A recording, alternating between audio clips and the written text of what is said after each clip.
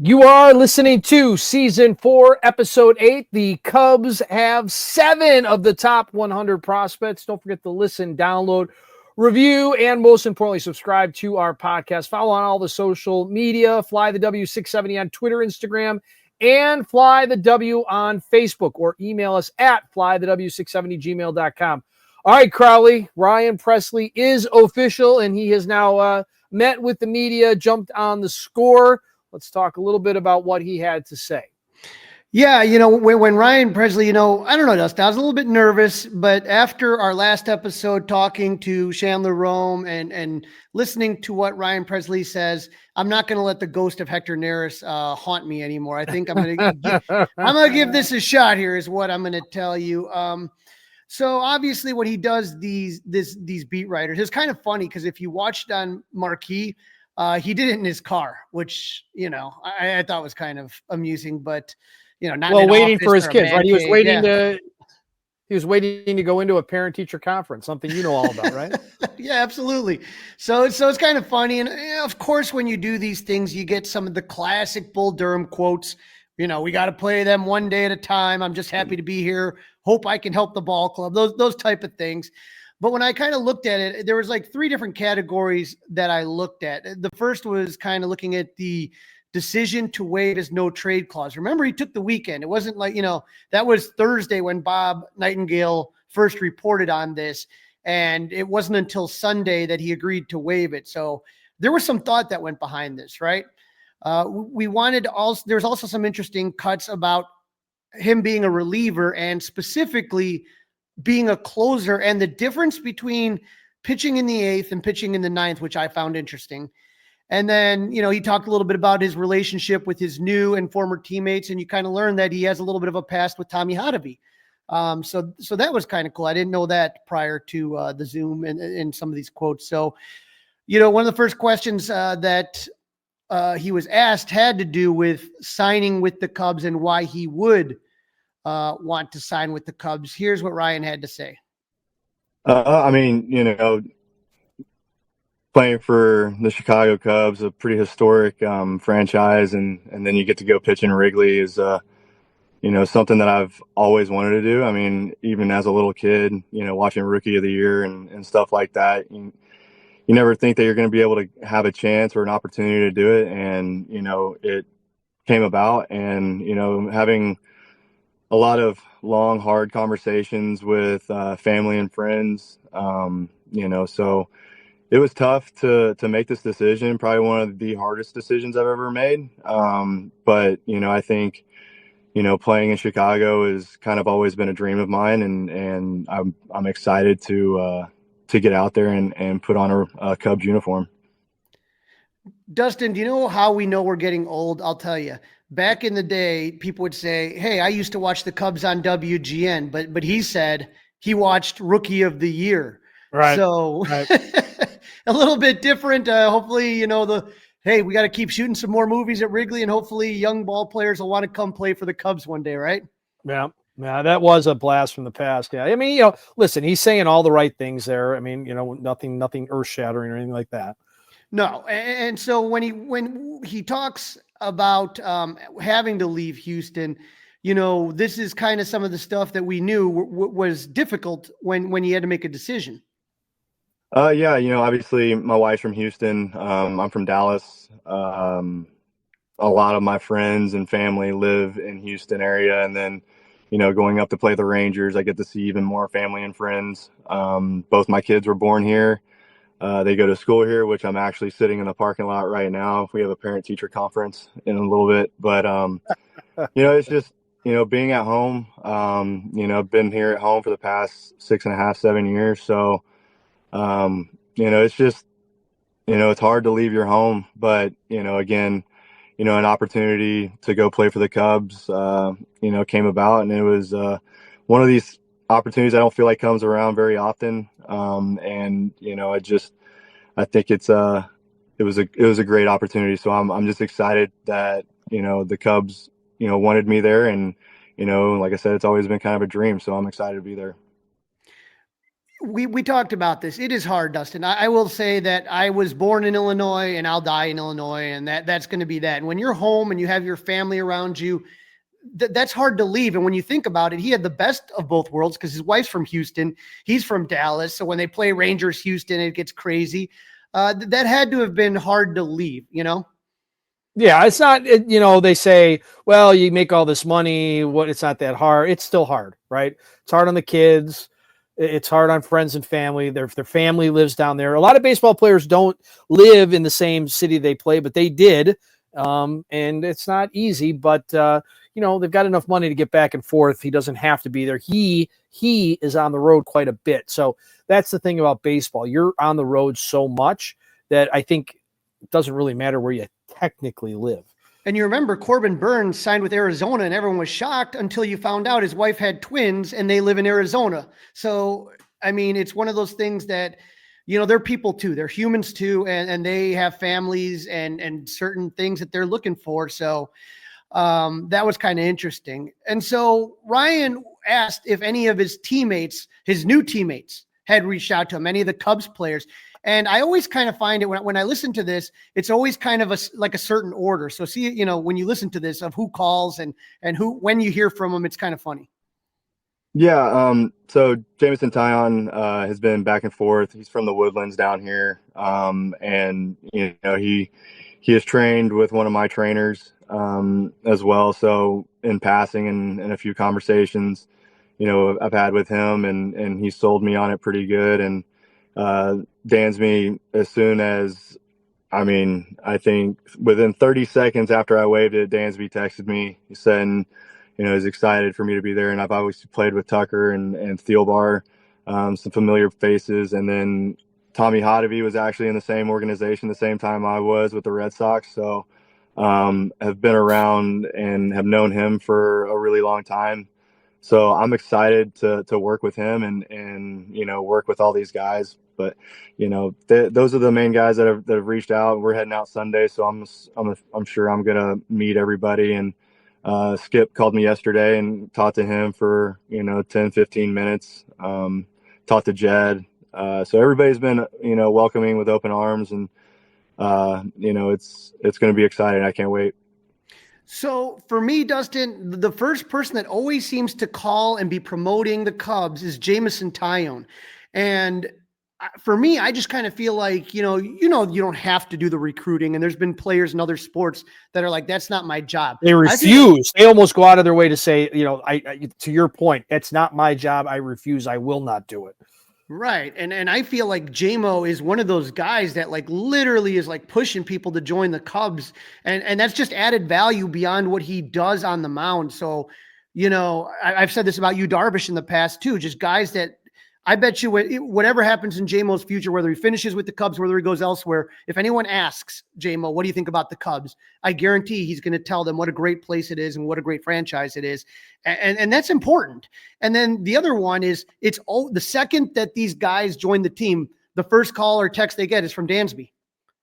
And so to me, Dansby Swanson, you know, I know Kyle Tucker's coming and everything I heard from Chandler Rome that we talked with the other day, you know, he's kind of more of a quiet leader, but to me, the vocal leader of the clubhouse is still Dansby Swanson. And how cool is it that, you know, teammate of the score, Tommy Hotovy and Presley were in the Red Sox organization. Yeah, I thought that was interesting. I did not hear that piece of audio prior to this. That is pretty cool. So it's good that they're going to have that relationship. And so when we talked last time, it was, you know, frustrating for Presley to get demoted to get Josh Hader. Like you said last episode, you know, they didn't pay all that money to have him pitch the eighth, right? And so that's hard to sit there and be like, okay, you lost your job. It's a hit to the ego, right? It's a hit to the ego, yeah. Mm-hmm. Even though you didn't do anything wrong. So they asked Ryan if there was talk about what his role was going to be with the Cubs. Obviously, they said I would close some games. You know, I think Nate Pearson was, Potter Hodge was closing. And he had an unbelievable year, put up great numbers. I think we're going to be a pretty dynamic duo in the back end of the bullpen. You know, I'm going to go into camp, you know, competing for that ninth inning role. and whatever happens is going to happen. And if they think that I can pitch in that ninth inning role or the eighth inning role, then, my job is just to go get 3 outs, 4 outs, 5 outs. It doesn't matter.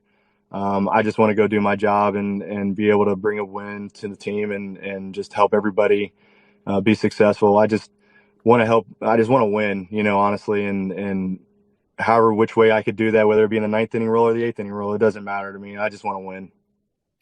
That's the Bull Durham line. That's the Bull Durham. I just want to win. I just want to win. But Crawly, I have to compliment him. Something that if you've listened to this podcast long enough, you've heard me say, and it drives me absolutely crazy with these relievers and these, I can only do this. I got to come in with a clean inning. You just heard him say, if I got to get 1, 2, 3, he even went to 5. Okay. He's not afraid to go out there and get 5 outs if that's going to help the team win. Got to like that. Got to allow. Of course, he needs to execute it, but I love the fact that he's saying it. Absolutely. But in the next couple clips we're going to hear, you can hear how excited he is to close. And to me, that's what I was really interested in, is just how much he's chomping at the bit to show that he can still do it.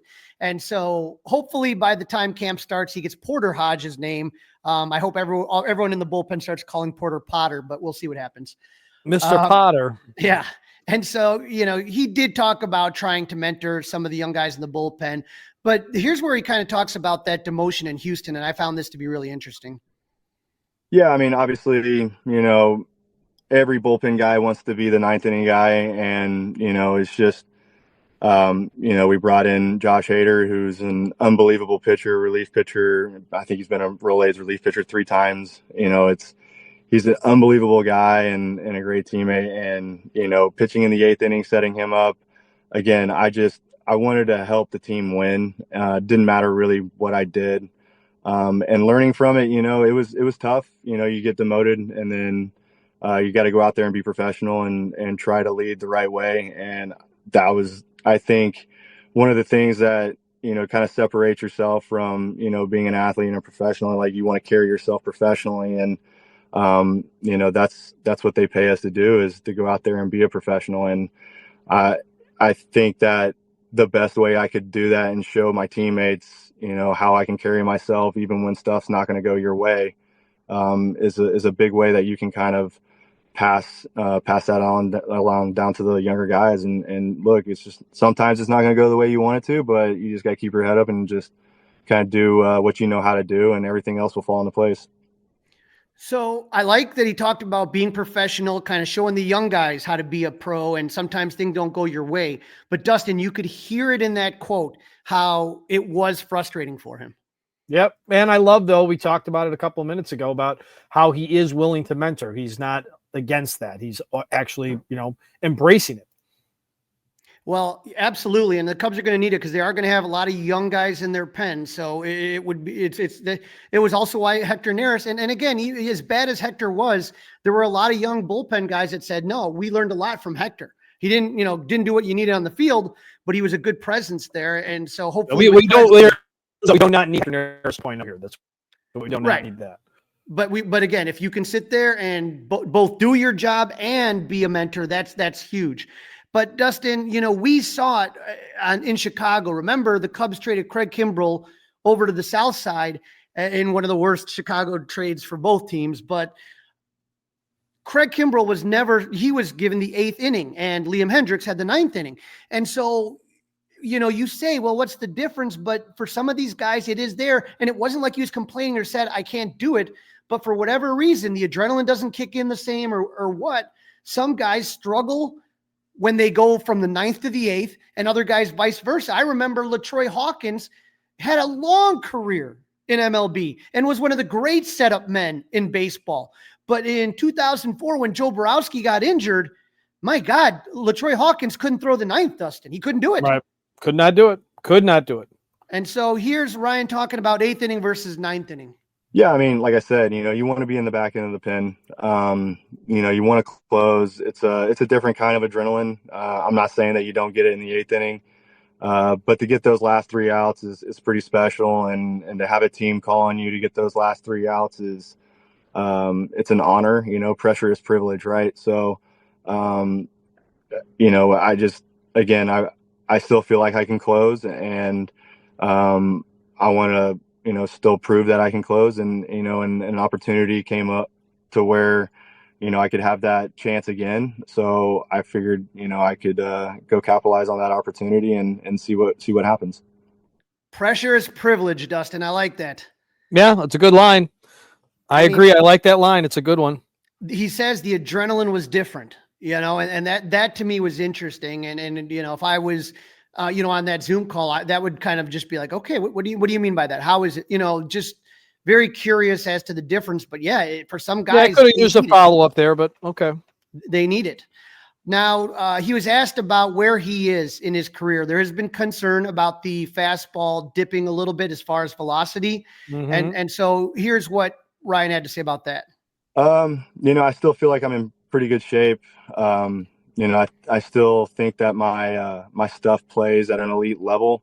Last year, however, I was mechanically fighting something throughout the entire year. Constantly trying to figure out how to get back to my old self. And, it was just one of those things where, I was constantly, like I said, battling mechanical stuff, and mentally that kind of took a toll on me as well. So I think last year was kind of one of those years where I don't really, want to think too much on it. Actually, and I just, thinking one of those, getting to a new spot, getting some new eyes on me can help clean that up a lot. So fighting some mechanical issues last year, working on things, and, looking forward to a new fresh set of eyes. So I those eyes would be Tommy Hotovy's perhaps, right? Correct. And Tommy Hotovy, but then just in general, the Cubs just have, with their pitching infrastructure, a lot of good people. Maybe there's something they see. Maybe I don't know if they're going to put them in the pitch lab. They tend to do that more at the younger guys. Mm-hmm. But, some of these guys do have a year where they're kind of a little bit off. But again, he has enough secondary pitches and enough experiences. And that's what Chandler Rome on the last episode he talked about with Hector Neris, is that Hector was not a closer. He was more a setup guy. He has very limited closer experience. And that, he won't, mainly when Presley was down, if he had been used multiple days or something, that's when Hector would come in and close one game here and there.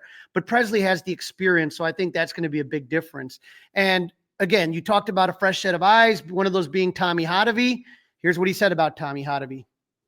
So Kevin Poppy down in here at DST, I've been working with him all off season. We've been looking at a lot of mechanical stuff, and we think we've got about 98% of it cleaned up. So I'm excited to get down there and start throwing to some hitters and see where we're at.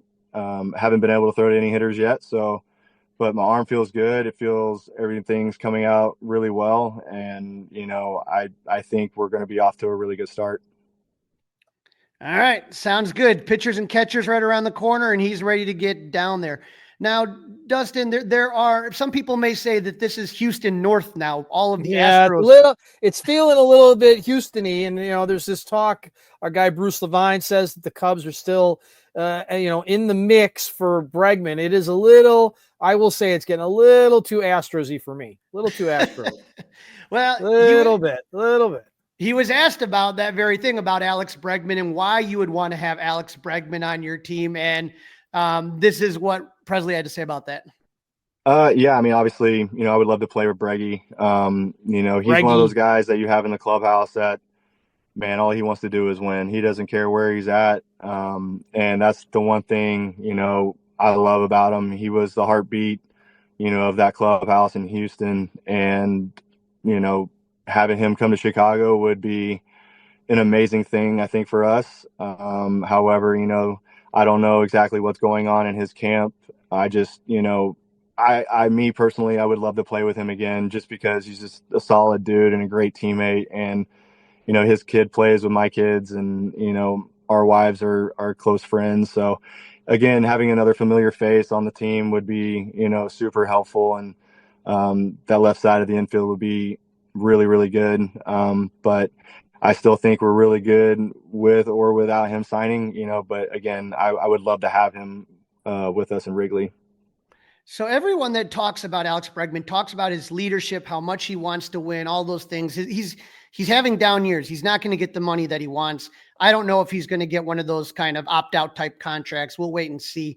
But the leadership quality is something that a lot of people do talk about. And one guy that, like I said, is more of a quiet leader is Kyle Tucker. And he was, Presley was asked about what Kyle Tucker is going to bring to this Cubs team. And I love this last line he says right here.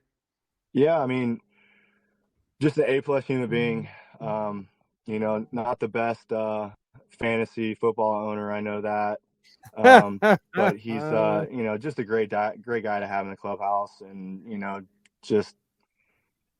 he's going to end up being a really, really good player for a long time. I mean, everybody already knows he's a good player, but I think he's just now starting to scratch the surface, and I think he's going to go a long way. And, I'm just glad I don't have to face him now. So I'm glad he's with us. Not a great fantasy football owner, but just scratching the surface. Right. And this to me is, if Jed can pull off the extension, if Tom Ricketts will open up the pocketbook for what would be the biggest contract in Cubs history, this, like I said, well, and also that those are very fair comments, Crawly, and I am with you 100%. If Kyle Tucker can prove that he can handle playing at Wrigley Field and handle being the guy, then yes, then we should find out if Tom and Jed are willing to pull the trigger. But he still has to do his job first. I'm right? Absolutely right? 100%. Okay. But I am confident that like Presley said, that he's just scratching the surface, and we're about to see some of the best 4 to 5 years coming up for Kyle Tucker. All right. Very good. You are listening to the Fly the W670 podcast, episode 8 of season number 4. The Cubs have 7 of the top 100 prospects. Don't forget to leave us one of those 5-star reviews. You can email us, flythew670gmail.com. And don't forget, you can watch us, that's right, on the 670 The Score YouTube channel. In this segment, Crawly is talking to Mr. Sam Dykstra, because last Friday, Jim Callis, Jonathan Mayo, and Sam Dykstra dropped their 2025 top 100 prospect list, and the Cubs have 7 in the top 100. Crawly talking to Sam Dykstra about the Cubs farm system and the blue chip prospects that made his list. I am happy to have on the podcast Sam Dykstra of MLB.com. Sam, how you doing today? I'm great. Thanks for having me. Well, I got to ask you first off, you guys drop this list every year, and it's always, a lot of baseball fans are very excited about it. And so this last one came out about a week ago. And tell us a little bit about the process, how you kind of sort through all this information. Yeah, I mean, it's a ton of information to sort through, just given how many minor leaguers are out there and rookies who haven't graduated from rookie status yet, all that kind of stuff. So myself, Jim Callis, Jonathan Mayo, we combine on our top 100 list every year for MLB Pipeline. We come up with our own top 125s. We throw that into a mixer. We debate it amongst ourselves, and then we send it out for feedback. And then the industry chimes in and like, hey, bring this guy down, move this guy up. Hey, this guy might be a number 1 overall prospect. Hey, put this guy on the list. No, this guy deserves to be off the list. And we incorporate all of that. And as you can imagine, it's some guys have a lot of upvotes, some guys have a lot of downvotes, some guys have a lot of both. So we're trying to get not necessarily to an industry consensus, because it is our name on the list at the end of the day, but we're trying to incorporate that feedback and get a list that we feel like is true to what the industry believes and what we believe are the top 100 prospects in baseball. And the Cubs, they've just done a great job. Dan Kantrovitz and his crew over there drafting and getting a lot of these young players. And the Cubs had the most players on the top 100 list with 7, correct? Yeah, I think they were tied with the Mariners. So it was them and the Mariners both with 7. And the Cubs did have 2, like you said, prospects that graduated. Tell our listeners a little bit about what that means when a prospect graduates. Yeah, so to graduate means you are no longer rookie eligible. You have to exceed a certain amount of at-bats, a certain amount of innings pitched, or just games or days on the active roster. So once you achieve that level, like Pete Crow Armstrong did last year, you are no longer ranked, or we don't consider you a rookie anymore. Some sites do it differently. Some do it just based off at bats or innings. We do it. We also incorporate days on an active major league roster because that's what the league does.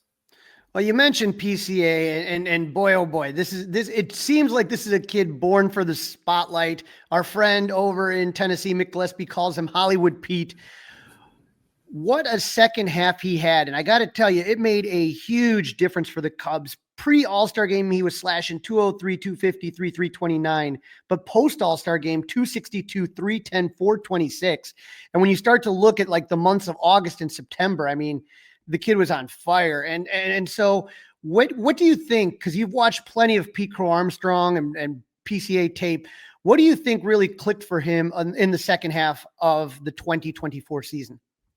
I think the thing about PCA, and this was a debate when he was a prospect, right, was that the glove was always ahead of the bat. And usually it's the other way around. Like some guys hit their way up towards the majors, but they're not ready defensively. So how do you handle those guys? That guy could play center field in the major leagues the second he was drafted by the Mets. But he always showed an ability to catch up to the level and make the proper adjustments. And he just needed to see a certain amount of pitches in order to make those adjustments, but he was always pushed pretty aggressively, except for that year that he was injured before the trade from the Mets to the Cubs. I think he just needed that half season of at-bats to see what major league quality pitching was. And listen, you're not an athletic center fielder for nothing. Like the fact that he can move that quickly, he is so good at fast twitch. I think he just needed a certain amount of at-bats to get there. And now he's there, and I'm excited to see like what the ceiling is on his bat. I don't think it's going to be like a 150 WRC plus type guy, but he can still be above average. And with that defense, that's like, we're talking about like all MLB second team type ceiling. That again, for the Cubs who really have not developed a center fielder and who knows how long. I mean, it's exciting. Another guy you mentioned about the bat catching up, but Michael Busch has always had the bat. When he was with the Dodgers, he was one of their top prospects, and he hit 21 home runs last year at first base. That has been a black hole for the Cubs ever since Anthony Rizzo has left. Is there more power in Michael Busch's bat? What do you expect to see him in his second full season? Yeah, I think we expected him to be like a 30-plus homer guy maybe at his peak. So the fact that he got 21 in the first year, that's a good level to start at. He is older for the rookie side, or at least for the prospect side when we used to rank him. But yeah, it's kind of the inverse of PCA, right? Like everybody believed that guy was going to hit. It was just, can you find a position for him? The Dodgers tried him out at second base for a long time, and every time we got feedback, it was Michael Busch is not a second baseman. He's not a huge hulking first baseman, more in that Anthony Rizzo mold, but he can at least handle himself over there somewhat fine. It's going to be the bat that pushes that profile forward, and I believe he could hit 30-plus in year two. All right, I'm hoping there. Now, were there any which of the Cubs prospects made it close to the top 100 list, but just couldn't crack it, that you thought, oh man, they almost were there, but not quite? We didn't really have any other Cubs who were on that cusp. We did have a story that came out tonight on MLB.com/pipeline about each team's closest prospect to the top 100, and we went with Brandon Birdsell there. I should say by we, Jim Callis, who does our Cubs top 30. He chose Brandon Birdsell for that because, minor league pitcher of the year last year for the Cubs. The fastball plays pretty well. The slider's there. He's already knocking on the door. There's a lot to like there with Birdsell. He didn't come up in feedback necessarily, and he wasn't on many of our top 125s. I think the 7 you see on the top 100, those were the only ones in the discussion. But there were other organizations where that did not happen, right? Like it speaks to the depth of the Cubs system that the 7 guys that we talked about who could make the list did make the list. And so when we look back at Cubs convention, which was a couple weekends ago, they had the road to Wrigley, which includes Jim Callis and Lance Bronstowski, Elise Menaker. They look at all the minor league systems, and they had these guys up here. Many of them, made the list. There's James Triantos and Matt Shaw. And then you had over on this side, Owen Casey and Cade Horton. And then you mentioned Brandon Birdsell, Ben Cowles is there, and Moises Ballesteros. So we're going to go through your list going backwards. So the Cub that just snuck into that top 100 is Jefferson Rojas. Jefferson Rojas played last season with the South Bend Cubs, And, you know, it was funny because I remember Christian Hernandez was kind of the kid that everybody was talking about at shortstop. And I went down to Myrtle Beach, and all of a sudden I'm looking and I'm like, who's that guy? Oh, that's Jefferson Rojas. I'm like, oh, okay. What can you tell us that that your team liked about Jefferson Rojas? I think it's still about projectability with Jefferson Rojas. You look at the numbers last year at High A South Bend, they weren't stellar, a 245 average, 310 OBP, 336 slug, but he was only age 19, or that was his age 19 season anyway. So there's still some projectability left there. And the Cubs believe, and we're right there with them, that he could get a little quicker as he ages. He could be able to stick at short. And if he does that and ends up, improving, gets a little bit more strength, gets a little bit more impact, slugs maybe 430, 440 as he ages, that's a pretty valuable piece to have at short. Now, it's not going to be a detriment to him if he's repeating the Midwest League to begin 2025. He'll still be 19 on opening day, so he'll still be young for that level. But I think this year we could see him take a leap, and this was more looking forward than looking backward at like who Jefferson Rojas was recently and who we think he can be going forward. And it's a pretty solid regular shortstop. Nice. And then at number 90, El Jaguar, Kevin Alcantara. He'll always be known as the guy that was the Anthony Rizzo trade right there. But with Kevin Alcantara, I mean, he is just an unbelievable, like when you look at him, he is just a huge young man there. Yeah. 6'6", listed at 188. I don't think he's 188 anymore. But that being said, I mean, yeah, anytime I went to Tennessee last year for MLB Pipeline Game of the Month just to check out that roster because it was so loaded. And Alcantara is immediately popping no matter where you are in the stadium. You're like, wait, who is that guy who plays center? He can run. He can hit for power. He's still growing into his power. You saw a little bit more of it in Iowa than you did in Tennessee. The Southern League was just so pitcher-friendly last year. I'm sure that affected things. My question for him is, like, how good can he be defensively?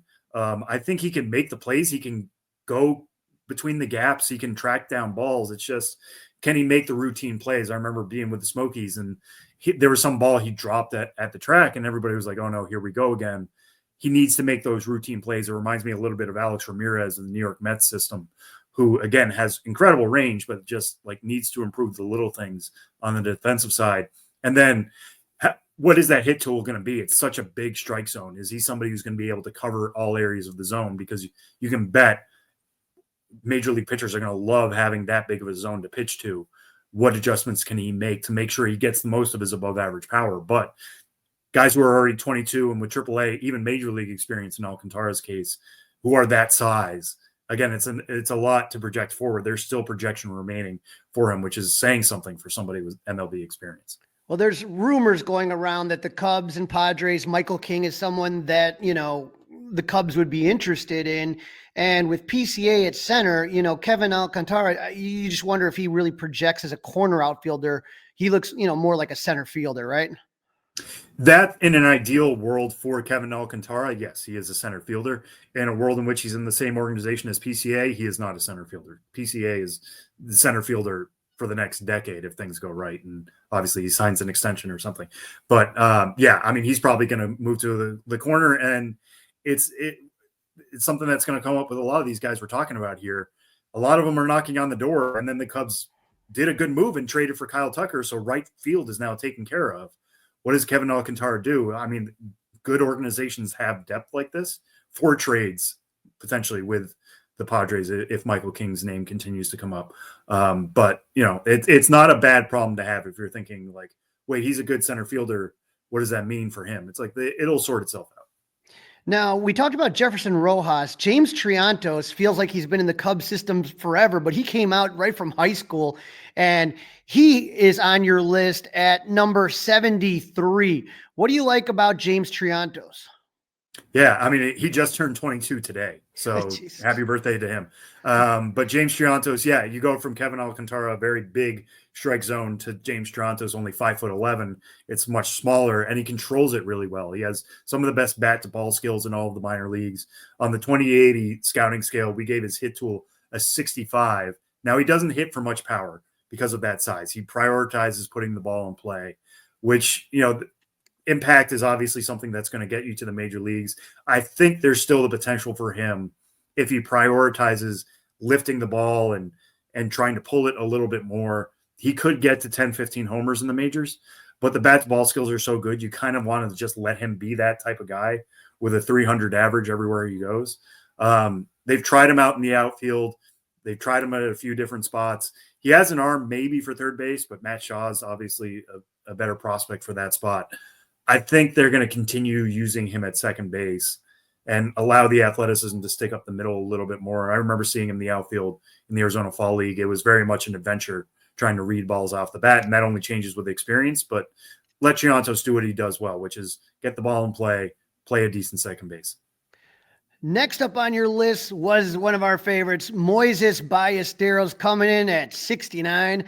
With Moises, this picture was from the Futures game that was in the Home Run Derby. I was at Cubs convention, like I said, mentioned earlier. Here's Moises.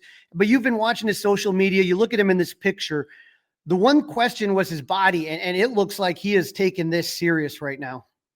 Yeah, he has. I mean, I saw him in the Arizona Fall League. I talked to him in the Arizona Fall League. He talked about knowing that he wants to stay a catcher. And if that's going to happen, he's going to have to become a better athlete back there. And that's something that came up a bunch in our feedback too. Like we had Ballesteros a little bit higher in our initial list, and teams are getting scared about like whether he's going to be able to stick at catcher. And if he doesn't stick at catcher, he's got to go to first base, which at 5'8" isn't a natural fit for him.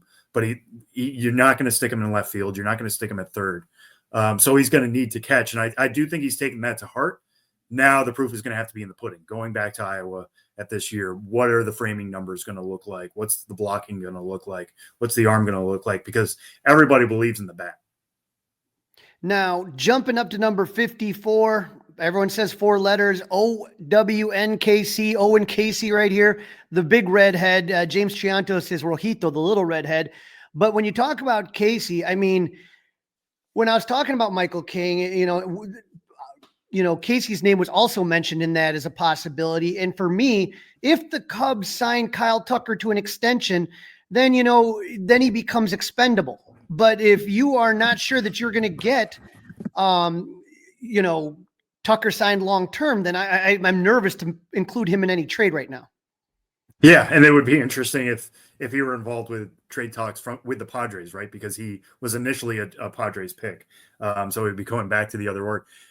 Yeah. I mean, again, the Cubs situation right now, as it sits in terms of prospects, reminds me of what the Orioles have been doing the last few years, in which they were just hoarding position player prospects in which they all reached the majors or at AAA knocking on the door. And you start to get worried of like, what are they going to do with all these guys? And they've basically, for the most part, except for, that trade with Corbin Burns with the Brewers, they kept them around to their benefit.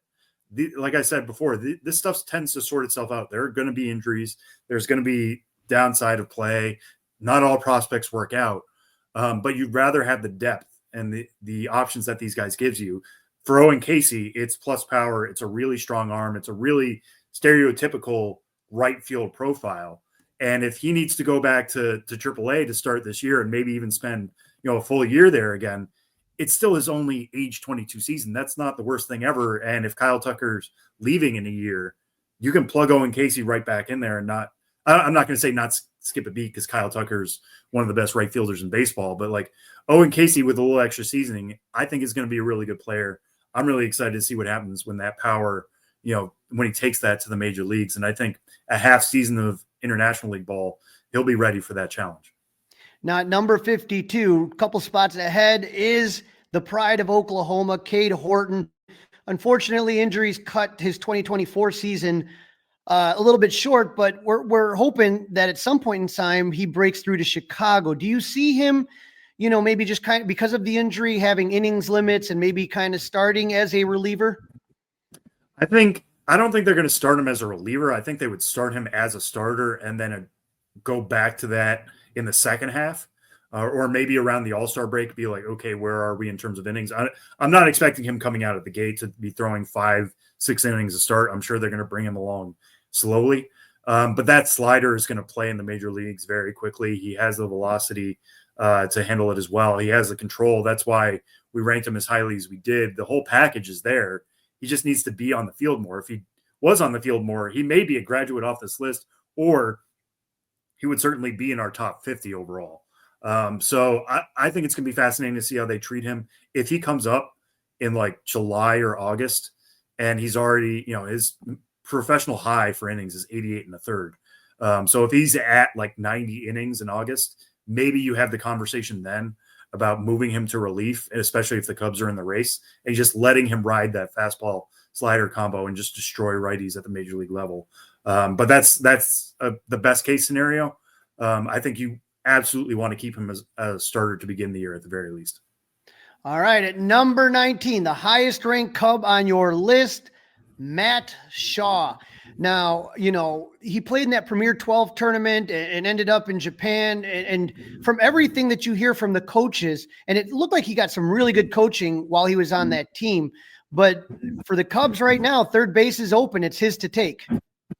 Yeah, it's been really interesting to see how the Cubs have treated that third base spot, right? And I know there are still rumors about maybe Alex Bregman being out there, and they are more than willing to do their due diligence again because they are now in a 1-year window with Kyle Tucker that they should be contending. You might as well try to see if Alex Bregman is available for the right price. But I really like Matt Shaw. I'm sure many people watching this right now or listening have seen him hit. It's such an interesting stance. His front foot almost looks like it's pointed backwards, but yet it seems to work for him. He's got that killer leg kick to stay in time. It seems to work for him. It allows him to lift the ball. It's kind of like a stomp and lift situation. He's got more power than his frame would indicate. He's from Massachusetts like myself, and he grew up watching Dustin Pedroia, and I think really loved that he was kind of a Mighty Mouse situation. He's clearly carried that with him everywhere he's gone. And I don't think he's necessarily a natural fit for the third base spot, but he's played around different situations so much that you want the bat in the lineup. And I think he can grow into being an average third baseman. It's not going to be that out of the gate. I think he would be much more suited at a second base spot, but that's the opportunity for the Cubs right now. And if you have your best prospect who's basically major league ready, and like you said, internationally tested, trot him out there and see how it works. And it's his job to win. He still has to absolutely win that job this spring, but given what the bat can do with his power and speed, I wouldn't be surprised at all if he sews that up pretty quickly. Now, I got to tell you, Sam, when I look at the list, and I'm kind of going down it right now, I think there's only Jefferson Rojas is the only one not in AAA. So, I mean, the Cubs, is there some concern after all these guys graduate what the farm system is going to look like? I mean, if 6 of these 7 guys graduate in 2025, then yeah, there's not a ton of depth behind it. But again, I draw that comparison to the Orioles, right? Like the Orioles system right now is not what it once was. That is not a bad thing. That is because they've traded guys like Joey Ortiz away, or they've graduated a lot of their best players because they brought them to the majors, which is the ultimate goal of player development. So if the Cubs take a little bit of a dip here in terms of overall quality because they graduated some good guys, that should be celebrated. That shouldn't be all that worrisome. And who knows, like, who they'll develop next. I mean, some of these folks, yes, they were high draft picks or they were big trade acquisitions, but the best orgs have breakout prospects as well, and guys who put themselves on the radar. So just because we don't love many players outside the 7 right now doesn't mean that somebody's not going to pop up in some way and backfill it later once they do graduate. Well, Sam, I appreciate you coming on, giving us a few minutes of your time. Tell our listeners and our viewers where they can find your work and where they can find you on the socials. Yeah, so I'm primarily on Blue Sky these days at Sam Dykstra, MILB. I'm also still on Twitter, mostly just resharing my articles there, Sam Dykstra, MILB. I'm also the co-host of the podcast, the Minor League Baseball podcast, I should say. The show before the show, we come out every Friday with my co-hosts, Tyler Mon and Benjamin Hill. We have a lot of fun there covering the minor leagues. And then, all of our stuff runs on MLB.com and MLB.com/pipeline. So this is our busy season. It might be the off season, but it's our busy season as we churn out work, getting ready for top 30 releases in early March. But there's a ton more to come as spring training is just around the corner. Well, thank you again, Sam, and look forward to talking to you in the future. Yeah, thanks so much for having me. This is the Fly the W670 podcast, season 4, episode number 8. Don't forget to leave us a 5-star review. Don't forget to listen, download, review, and subscribe to the Fly the W podcast. And you can email us, flythew670@gmail.com, and watch us on that 670 The Score YouTube page. All right, Crawly, nice job with that interview. It is now time to go around the bases, giving all the listeners of the podcast all the latest Cubs info and other news from around the league. Before we start, just a little breaking news that crossed over on the wire. Max Scherzer going to be the Blue Jays pitcher. 1 year, 15 million for Max Scherzer. So the Blue Jays can't seem to get anybody to take their money, but I guess Max Scherzer will take it from everybody and anybody. Yeah, I mean, he's going to be being paid by how many teams this Exactly. He's still getting checks from the Nationals, still getting checks from the Rangers, Mets. I mean, it's crazy. Absolutely crazy. Hey, you know what? We're getting closer to pitchers and catchers reporting, so obviously, things are going to start moving. The reliever market, Dustin, has completely blown up. Take a look at this tweet from friend of the pod, Bob Nightingale, and this is just how quick that one of these it could just happen. So this was the other day, this was yesterday or Tuesday or Wednesday, he wrote it. He said the bullpen market in the last 24 hours. Carlos Estevez, 22 million, signs with the Royals. Taylor Rogers, 12 million, traded to the Reds. Tommy Canley signs a 7.75 with the Tigers. Ryan Stanek, 4.5 with the Mets. Kirby Yates signs 13 million with the Dodgers, and then Presley, 14 million traded to the Cubs. And so, Carlos Estevez and Ryan Stanek were on the Cubs radars, but boy, that was a lot of movement in just 24 hours, right? That's a ton. Now, when we look at the remaining relievers on the market, there are a few strong pitchers left and a lot of blah out there. Former Cub Dave Robertson is still out there. He's 40, but Dustin, he had a 3.1 WAR last year, so he was worth 3 wins over an average player. That's pretty impressive. Kenley Jansen is still out there. He's 37 with the 2.5 WAR last season. And another How is he not on the Dodgers? I thought he was going back to the Dodgers. Who knows? They may still sign him, but they need a fifth inning guy, Crawly. They need a fifth inning guy. Right. One name that's been linked to the Cubs is still out there too is Kyle Finnegan. He's a guy who throws some heat, so we shall see. A couple familiar names on the reliever market. Former Cubs, Craig Kimbrell, Hector Neris, Andrew Chafin, Drew Smiley, and Carl Edwards Jr. I don't know if there's going to be any reunions. None of those names do much for me. I always liked Andrew Chafin, just a good kind of clubhouse guy, good interview guy, just not sure what he's got left in the tank. So let me tell you a funny Andrew Chafin story. I was sitting there, I was at spring training one time, and they were doing pitcher fielding drills on one of the backfields. And this was when they had just signed Chafin the first time. And I sat there and I looked at him and I'm like, man, you're giving me a lot of Rod Beck vibes. Yeah. And he looks at me and he goes, who's Rod Beck? And I keep forgetting that these guys are 20, 25 years old and I'm double their age. And that it frustrates me. I think of myself as the same age as these ball players. And that's shooter. Fast. The shooter, right? Yes. 1998, 51 saves. Oh man, rest in peace, shooter. But a player that I was hoping the Cubs would get for a couple of years at some point, utility infielder Ha-Sung Kim signed a 2-year, $29 million deal with the Rays. And the Reds signed outfielder Austin Hayes to a 1-year, $5 million deal. But Dustin, the bigger story is that the White Sox and the Reds were close to a deal that would have sent Luis Robert Jr.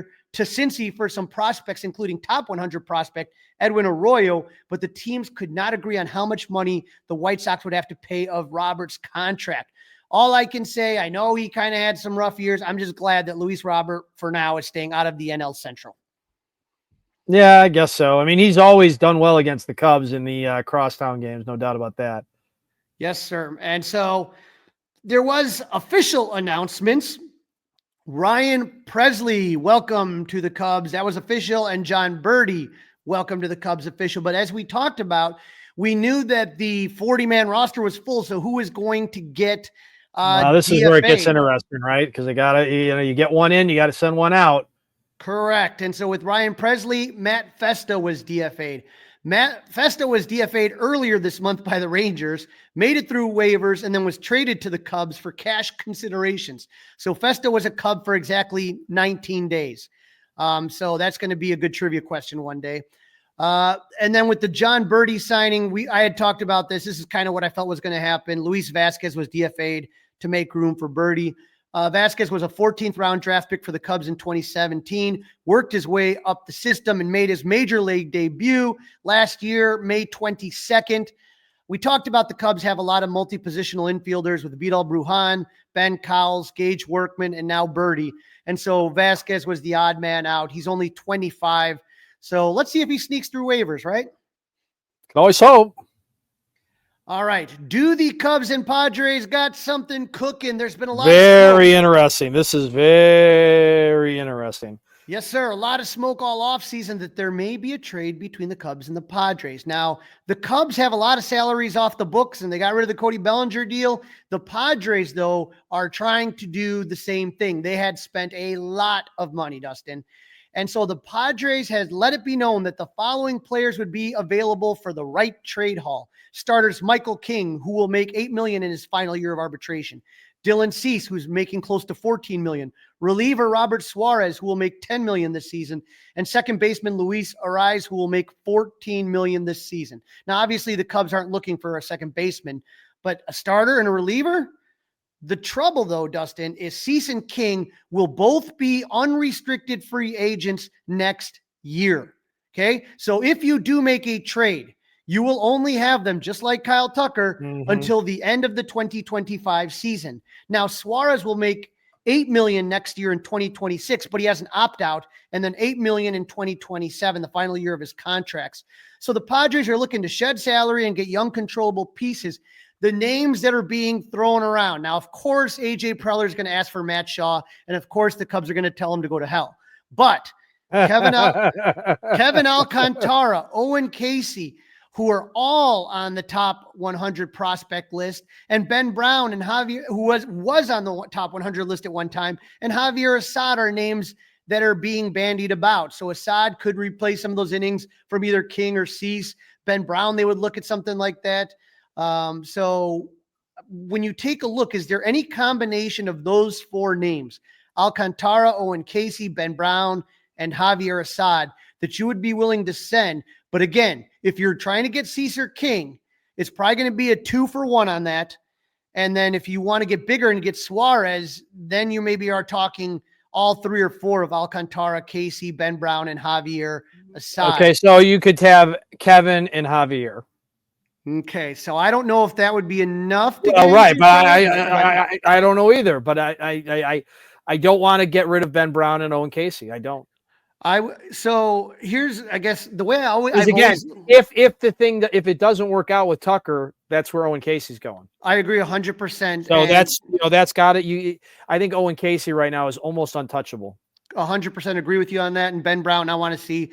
Assad, I'm fine giving up. Alcantara, this looks like it's PCA's center field job, and Alcantara doesn't really profile as like a corner outfielder.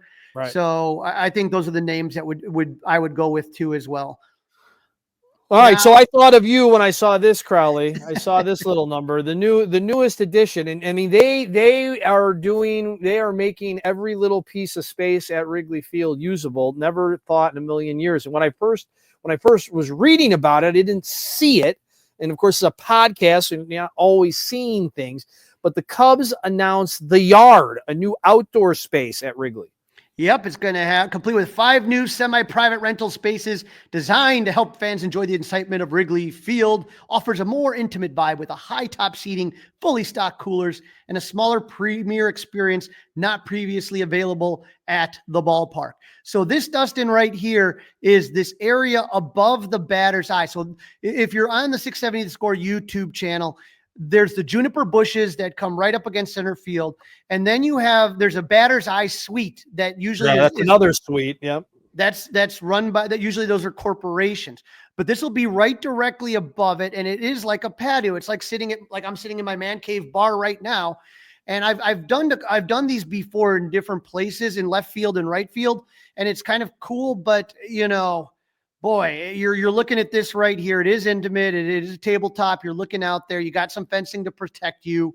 It looks really cool. They have the logos, the different Cubs logos, and it's all kind of the green of the old scoreboard. And this is a good picture of it right here.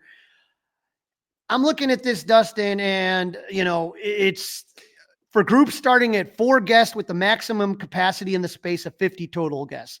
And so you could fit 50 total. You can get smaller groups, 4. You get the high top seating, unlimited beer, seltzer, wine, and non-alcoholic drinks. So there's a private little cooler there. A ballpark meal for each guest. You could either have a small Chevelle burger, Vienna beef hot dog, or a vegetarian option. And it's accessible up to 90 minutes before the first pitch through the end of the game.